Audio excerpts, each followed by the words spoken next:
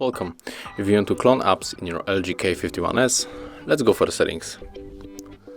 Right now tap on the search pool and type dual.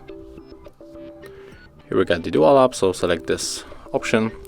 And right now we can install the second Facebook application.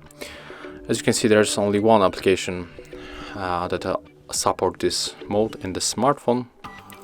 But if you download something different like WhatsApp, Instagram, it will be working also. So let's click here on the install. Click here one more time. And as you can see, the copy of Facebook was installed. And right now when we go here, we are going to find two different apps. Of course, it's the same one, right? But the second we can add the other account. So that's how it looks. Thank you guys for watching. Leave thumbs ups, comments, and subscribe to our channel. See ya.